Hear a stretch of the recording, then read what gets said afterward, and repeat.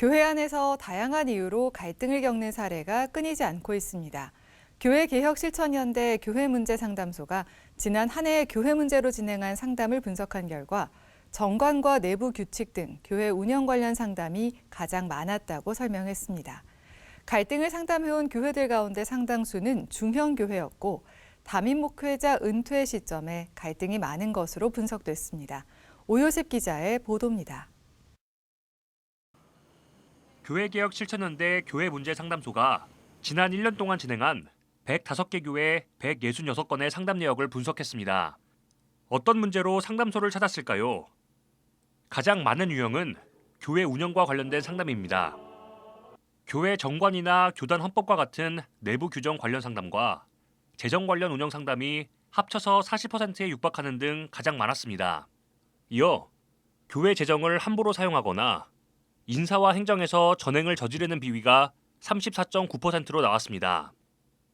개혁연대는 교회 운영 상담 건수가 예년에 비해 많아졌다면서 특히 중형교회 이상에서 상담이 늘었다고 설명했습니다. 교회가 조직을 갖추고 안정화되면서 교회 운영의 민주성, 투명성에 대한 인식이 높아지고 있는 것으로 해석했습니다. 권위적인 의사결정 구조나 투명하지 않은 재정 구조에 문제 제기를 하는 성도들이 많아졌다고 볼 수 있습니다. 그래서 과거 성도들이 그냥 맹목적으로 교회 결정에 순응하는 모습과 달리 좀 더 교회 운영의 주체로서 인식하는 분위기가 많아지는 것 같은데요. 실제 상담을 진행한 교회의 규모를 살펴보니 500명에서 1000명 이하 교회가 31.9%, 100명에서 500명 이하 규모가 30.6%로 절반 이상을 차지했습니다. 이 밖에 재정 관련 상담 가운데는 목회자의 은퇴 시점에서 퇴직금이나 전별금 문제로 교인들과 갈등을 빚는 경우도 상당수 있었다면서 목회자 은퇴에 대한 교회의 사전 준비가 필요하다고 설명했습니다.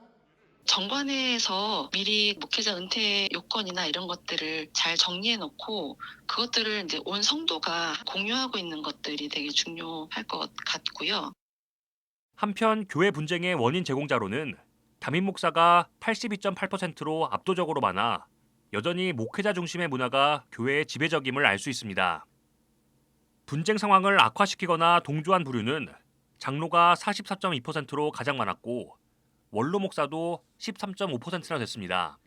개혁연대는 목회자에 치우친 권력 구조와 제한적 의사결정 과정, 불투명한 재정 등이 교회 갈등과 분쟁의 근본적인 원인이 되고 있다면서 교회 권력을 분산시키고 민주적인 교회 운영의 체계가 마련돼야 한다고 당부했습니다. CBS 뉴스 오요셉입니다.